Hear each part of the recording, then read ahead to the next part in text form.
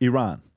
This is getting a little bit interesting and dicey here. So, state-controlled Iranian newspaper calls for firing bullets into Trump's empty skull.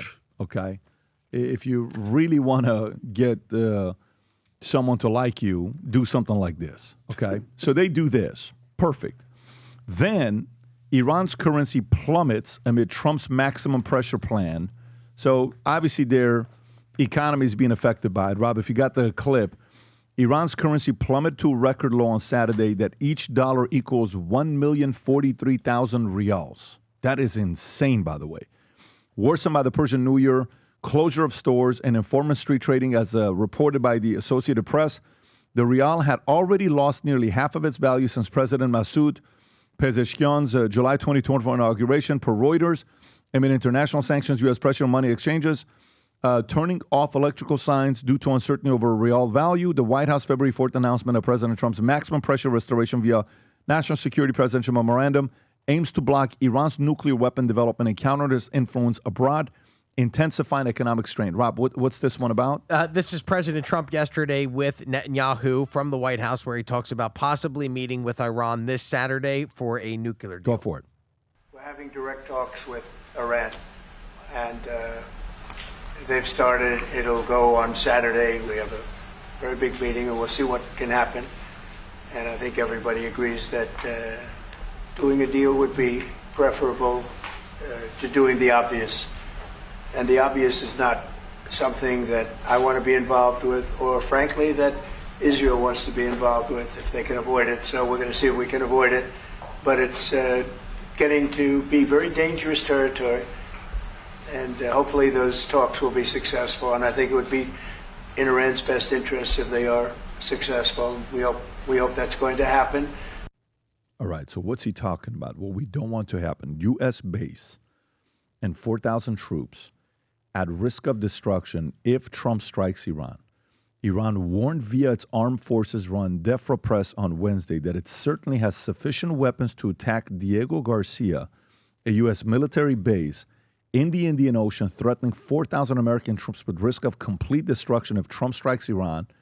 The report suggested using Shahad 136 drones with a 4,000-kilometer range and Khorramshar's missiles, despite a depleted stockpile after Israeli airstrikes in April and October 2024. This follows U.S. airstrikes on Thursday against pro-Iranian targets, with the Houthis reporting 6 deaths and additional casualties in Hodeidah and Sada. The U.S. has ramped up its Middle East pressure, with Defense Secretary Pete Hegseth extending the U.S.S. Harry Truman deployment and redirecting the USS Carl Vinson to the Persian Gulf, creating a rare 2-carrier stance as announced by Pentagon on April 2nd. Okay, so that's this. Tom, so far, what is your thoughts on what's going on? And by the way, this is the clip that he tweeted about. If you want to press it, this is crazy. Click to play. These Houthis gathered for instructions on an attack. Oops, there will be no attack by these Houthis. They will never sink our ships ever again. Wow. And he posts this on Truth Social. That is Click it again, freaking gangster. How many people are there? What, 50 people? Done. Gone. Wow. Tom, thoughts on this? So the first thing that we read in that story was what's happening to their currency and their economy. This is what happens when your country is and has a currency of its own and it's allowed to trade on the world stage. Their economy is getting decimated because of the reaction in the financial markets, and it's hurting their people and their economy. This doesn't happen in China because they hold the currency back and it's all artificial and you don't know what they're printing. So point one, this is a tool in the toolbox that the West has to work with bad actors, is crush their economy. And by the way, they've turned off trading. They said they turned off the electronic signals that run around the country, Pat, where you go to like an Amex office or even just a store, and it tells you what the trading rates are to euro and dollar. They turned those off because it was fluctuating so wildly. They turned them off, and they're like, hey, well, right now we're frozen at this number. The second thing, Diego Garcia, you might as well be saying, Pearl Harbor. That base is our most precious international naval base, Diego Garcia. And if they launch something there, I worry that we could be baited into something because of its location. We don't want to be baited into this fight. And now you've got the two carriers standing there in the "are you sure" position, right? Are you sure you want to do this? I don't want to get baited into this. I do not want to get baited into armed conflict with Iran. I think there's people and war hawks in the United States that would want us to, because it's good for the economy. Money flows into a lot of companies, blah, blah, blah, but it's deficit spending. And I don't think we want to be in an armed conflict with Iran. They don't scare me as an adversary. It's a distraction, and it's just really tough to get out of. And now you've got their economy where you want it, and now maybe you can get them to back down, saying, you know what, you're talking up an awful lot here, man. You're at $1 million to one right now. You want to go to 2 million? Your economy's about to collapse. Brandon. Yeah, so I definitely don't want to get baited into this either. And what's scary about this is that in the 90s, right before Netanyahu got into office, there was a draft of something that came out called a clean break, which the plan was to overthrow Saddam Hussein, overthrow the leadership in Syria, and then overthrow the leadership in Iran.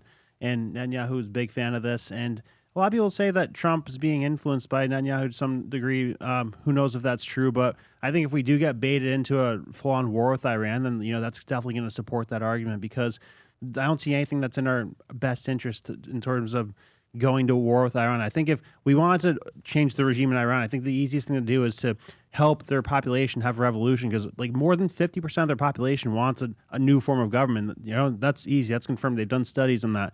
So we did it in the 50s. I'd say the best thing we could do if we want to change Iran is to help them have a revolution, help people have a revolution, because they've had a record amount of revolutions in the last 10 years. So I think they're primed and ready to overthrow their government if we help them. But do you think that, if our government, every time the CIA or anybody was involved in changing regime change, it was always to make war and to have us keep fighting these people. Do you think it would be in their best interest? Because, from the looks of it, Brandon, from the outside looking in, we want a war. Right. When J.D. Vance, it does look like J.D. Vance's first time speaking, he was like, we're going to bomb the hell out of Iran. It's like, bro, you just got here. I know. And it's like, and I saw Tucker tweet yesterday, too, about, I think, like you said, this is, the people, I wish they had a bigger voice. Because they're out there, man. They're in the streets and they're doing their thing, especially when stuff comes up, especially with the girl that had her hijab on. Right. I forgot her name, but the cops, I think, beat her and killed her. They're there. I don't think Masa Amini, I believe. yeah, exactly. So I don't know, but it's scary because you nailed it. Bibi has a tendency, if he wants something and he pushes towards it, like with Saddam Hussein and all these, when he said, going to war with Iraq would send positive reverberations around the region. It did anything but that. So I just hope nobody's in his ear. They're going to be in his ear, but he doesn't take the bait, because a war. Tucker, whatever you think of tariffs, it's clear that now is the worst possible time for the United States to participate in a military strike on Iran. We can't afford it. Thousands of Americans would die. We'd lose the war that follows. Nothing would be more destructive of our country, and yet we're closer than ever. And thanks to unrelenting pressure from neocons, this is suicidal. Anyone advocating for conflict with Iran is not an ally of the United States, but an enemy. Adam. Well, a lot to unpack here. First and foremost, the people of Iran deserve better than what they've had to suffer for the last 45 years. So let's just start with that. They talk about, free Gaza, free Palestine, from Hamas. Free Iran from the Ayatollahs. They deserve better. The whole concept of regime change is that you don't know what's on the other side. So when you get rid of ISIS, who's coming into power? When you get rid of Saddam Hussein, who's there, right? When you get rid of Bashar al-Assad, who's there? We know who's there in Iran. It's the people of Iran. It can't be worse than who the current leadership is now. So whether you put the Shah somehow back in there, or whether they have an actual leader, an actual democratic leader, it can't be worse than the Ayatollahs. Now, as far as Iran goes, you know how they say, believe someone when they tell you who they are? When the regime of Iran is screaming death to America, when they're burning the American flag, when they're trying to get a nuclear weapon, you know what? I believe them. And at what point do we say, all right, enough's enough here? Barack Obama and Joe Biden gave Iran how much money to appease Iran? What did that do? Yeah. Trump is playing hardball and being like, nah, dude, we're not playing this game. And, people want to give Bibi Netanyahu a hard time. I get it, because he's Israel, and he prioritizes Israel not be ending in a nuclear holocaust, because that's literally what Iran wants to do. There's a clock in Iran. PBD, do you know what this is? A clock in Iran where it's like the death to Israel clock. So this is what their objective is. So real quick on Israel. Israel is feeling a little bit more powerful than ever because Iran's been basically, you know that guy that just talks trash? Yo, what's up, bro? You want to go? You want to go? You want to go? And then they go and you realize that wasn't tough at all. And then Israel punches back and knocks them out, took out their air defense capabilities, knocked out their military sites. And then last point here with Trump. It just came out, I think a few months ago, 3 Iranian-backed men tried to assassinate the president. We've heard the story, right? So you don't think that Trump has a little something, up his sleeve for Iran? I don't think we need a war with Iran right now. But the bottom line is Iran is not as tough as they make believe that they are. That's my thoughts. You know what's going to, by the way, if you look at the rial, I just looked up right now what the rial was to dollar when I left Iran and came here. In 1979, the rial was, for every US dollar, you could get 70 Iranian rials. 70, okay? Then in 89, when I left, I was born in 78, so I'm saying 79. When we left in 89, it was 90 rials to a dollar, if you just type in 89, okay? 89, you got 90 to 100 rials per dollar. And he said today in the story, 1 million rials to a dollar. What? That's the story we just read a minute ago. Ridiculous. That's insane to see where it's at today. What is it today, Rob? Today, rials to dollar today. Yeah, but you got to flip it the other way around. So that would be 500,000, give or take, right? So that's extremely devastating to the people that are living there. Okay, So there's a couple things here that's going on. Tucker, in regards to war, who the hell wants war? Whoever wants war, period? Nobody does. Should the president be able to, should the president be at 42,000 to 1? Should the president be able to, so Rob, I think the story said something about, if you go to page 6, the story that we just read, the story says, let me go to it. About the Iran's currency plummeting? Yeah, the Iran currency to a record low on Saturday. Yeah, it says $1 equals over 1,043,000 rials. That's the story. Look at that right there. So, Pat, if you go And when there, I left, it was 70. so if you go there with $5,000 American dollars, you're chilling. Yeah, no, you're a billionaire. Well, is yeah. what you are. Holy, can't But go. go to it. So let me can't ask you a go. question. Here's a question. So shouldn't Trump be able to use that threat? Should he be able to use that card? That if we do this, we will destroy you. Should he use that? Do we want to go to war? No. Should he be able to say, if you do this, we're going to do this? Should they be able to do that? Is that a card he should use? Should he be allowed to use it? He should be allowed to use it. Should he be using it right now? I think that's more questionable because last time it worked out. I mean, like when he took out Soleimani, it seemed like Iran quieted down pretty Nothing. much. They went and reacted to a base where nobody was there. They knew nobody was there, so Yeah. nothing happened. But let me tell you what happened, where I'm going with this. There's 2 thoughts on this that I have. One is I had DJ Shipley and Cole Fackler here last week, I think, Rob, if I'm not mistaken. Their podcast goes out tomorrow. Sick podcast. Cole told a story that he's never told before that has to do with Osama bin Laden. And the way he said it was very awkward. And he says, I've never said this before. Okay, you'll have to hear And what it say is. He said it on the podcast. He said on the podcast, yeah. So, but I asked him a question. I said, listen, what do you think about threats? Like, out of all the countries in the world, I asked DJ this question, who do you not believe? Whose threats have no weight? Right? Like, I'm going to do this. You're not going to do shit. Holy shit, that guy's going to do something.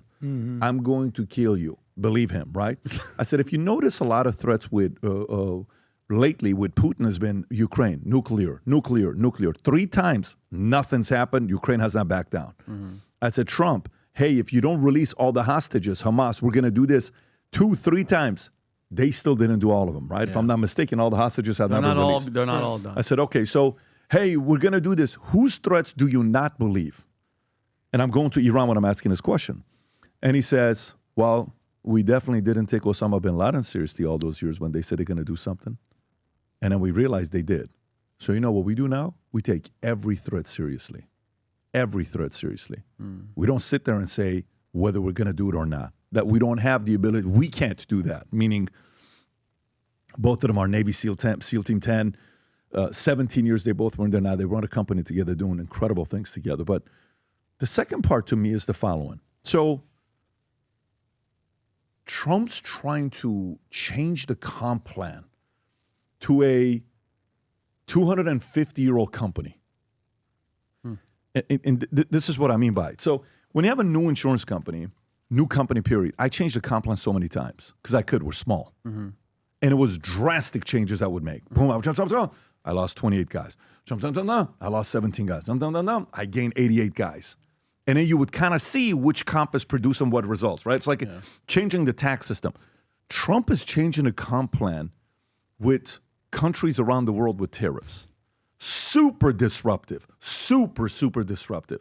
You're in the middle of doing that, and you want to deal with this Iran situation. I think here's what's going to happen. I'm not one to sit there and, I wrote a book called 25 Laws for Doing the Impossible, so I'm not one that's going to be saying don't do it. But it's either going to cause every one of them to fall apart and none of the deals to get through, or they're all going to happen.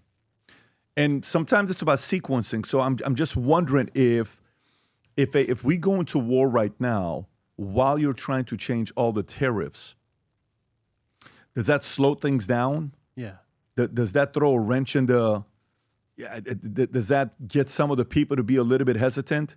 Does that get some of your own people that won't be on your side? Do you think 100% of people on Trump's camp are for war? Do you think 100%? So this is when all of a sudden, it's been long enough where we're getting close to the first 100 days that some of the people, even on his own camp, are going to be like, look, man, I'm just not for what they're doing over here. Look, I'm glad that we won, but I'm not for this.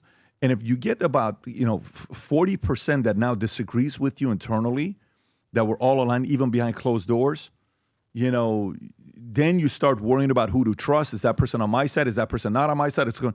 Then that can lead to a panicky type of a leading, which that's not the vibe he gives today. He seems like he's very stable and confident in what he's doing. He seems like he has 100% of it all under control. He seems happy. But I don't know. There's a part of me that says Iran has to know, look, you keep doing this, here's what's possible. But at the same time, you don't ever want to use that card. You want to avoid that card as much as possible. He just did, just so you know. That bomb on Houthis, hey, you guys having a meeting? No problem. Boom, you're dead. Yeah. So he's already done it. So it's not like it hasn't happened yet. We've already played offense. He's already shown that I'm ready for it. And the speculation about this and that, and is it this, is it allies that, is it Israel? He's trying to do deals. Yep. I think he's at a phase right now that he's trying to do all these deals, and deals sometimes means, what do you need from me? I'll do this. I'll give you this. He's transactionally looking at deals being done, and he knows he's got to do something for you as well. Yeah. It's not going to be 100% of deals being done for you. That's kind of how I process this. And don't forget this one thing. Trump's not just talking tough. He's already taken action. Soleimani killed the general. Done. He's behind closed doors, been working with Bibi on whatever they're working on. But listen, Trump has a deep vision, objective to get stuff done in not 4 years, not in 2 years. I want to get this, and done. Tariffs, border, immigration, DOGE, taxation. What are we doing here? Russia, Ukraine, Israel, hostages, Iran. This is just one more thing on his list. Pat, so he wants to accomplish. Hold on, Brandon. He wants to accomplish all these things as soon as humanly possible. I love the reference you made. 25. What is it? 25 days doing the impossible? 25 laws for doing the impossible. This guy's got 250 things of doing the impossible before America's 250th birthday. So I think Trump is going to get all this and that done before then. How delicate do you think the regime is in Iran right now? Like, how much assistance do you think they need to topple the regime for the people? Like, there's 2 or 3 revolutions in the last 80 years. So, like, how close do you think it is to something like that? And how much help do you think they would need in executing that? I asked him the question. It wasn't in his top priority. I know it's not his top priority, but I wonder if it would even require. Iran can't do without the help of Trump. Yeah, Iran can't do without the help of Trump. The camp, even if they do, let's just say they create a revolution in Iran. Yeah, they're going to say Israel was behind it. They're not. no matter what happens there, and I'll go back to when's the last time Iran was safe, at peace, Middle East, no issues for decades? When? 78. Yeah. What happened pre-78? Shah was there. Right. It's a very different way of living and running the world. They got along with Israel. Things were good. No wars. People weren't getting killed. They had 3,000 political prisoners. They told us it was a lot more than that. Even the founder of the IRGC, Islamic Revolutionary Guard Corps, who started with Khomeini, said, no, that number was never accurate. It was really around 2,500 to 3,000 people. We exaggerated the number. Now you want to say it? But you toppled a great country. The people got along. I saw a concert yesterday. I texted to my dad. You know what concert I saw yesterday? I don't even know if we can play this or not. But maybe, Rob, I'm going to send it to you. And don't play the music. Just play the clip. And you're going to be shocked when I send this to you. Rob, just play this clip here. This is 1975 in Iran, okay? Wow. 1975 in Iran. Try to find a way, Rob, to mute the audio and just play the video. Don't play the audio. Just play the video, even though I don't think there's going to be any issues with it. I just want to make sure we don't know do the it. artist? So yeah, you're going to see it right now. Here's what it is. You ready?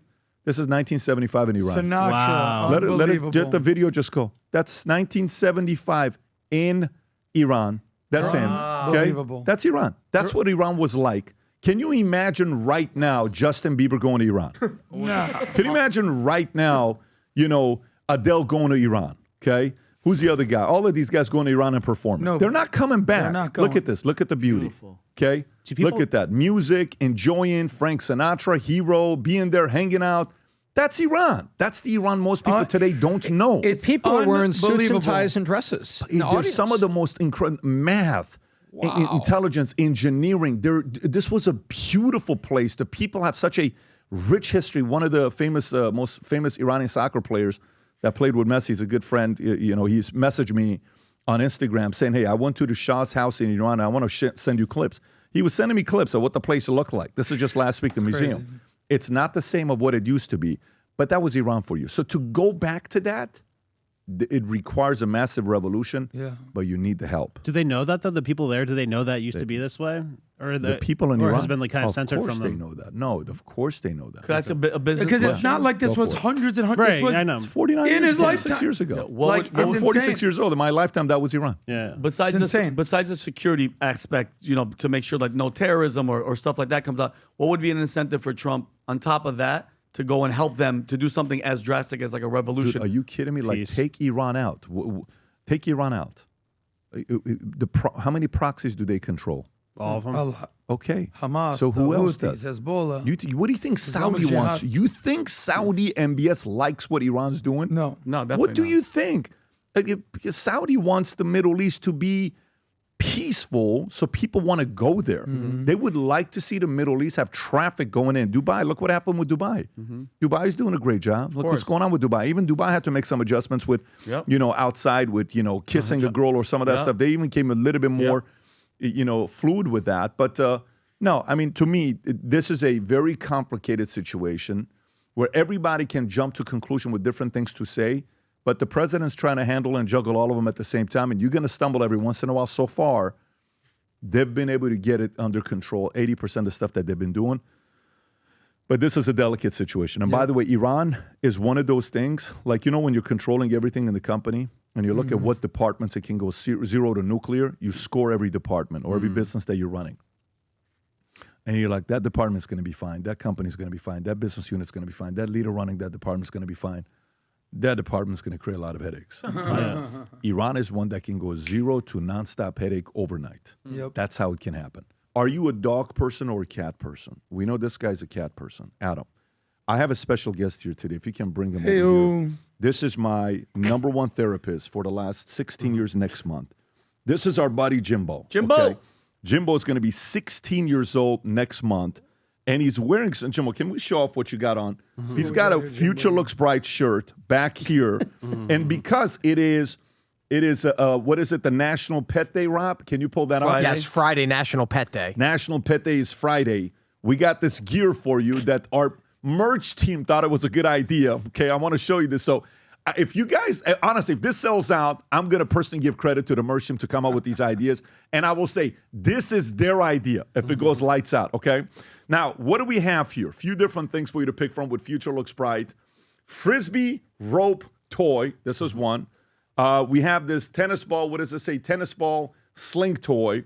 We have this other one. This is sick, actually, if you look at it. This is the biting, the dog toy, what the leash is that we got with Future Looks Bright on it and Valuetainment on it. Gangster. This is the gangster if you're from LA, New York, maybe in Baltimore, pick this up. Yeah. We got some of this stuff. And on top of that, if you go, by the way, look at that Yeti one. Can you zoom into that Yeti one? Oh, is that that's like awesome. a Yeti, like a Yeti it's a dog bowl? Yeah, look how this sick that guy's is with chilling. Future Looks I Bright. saw Vinny drinking out of one of Every those day this your dog morning. will be excited when he's going through this. Go back, Rob. So let's place an order on one of the things so they can kind of see. Let's place an order on this, hypothetically. If you buy this, watch what happens, okay? So you buy this $15, you add it to the cart. Then it says here, are you team wolf or team meow? So you're going to get a Valuetainment mug that says meow or wolf, depending on if you're a dog person or a cat person. Obviously, Adam goes with meow and Vinny would go with wolf, but some of us actually like dogs and cats. But anyways, if you got animals, if you got dogs, go place an order for National Pet Day. Future Looks Bright. I never forget one of the shows I watched, cartoons, that it said all dogs go to heaven with the character Charlie. You remember that? Best. What a great movie, right? Cry all the time. If you love dogs, you got dogs, place an order. Future Looks Bright, not only for us humans, but also for dogs. If you enjoyed this video, you want to watch more videos like this, click here. And if you want to watch the entire podcast, click here.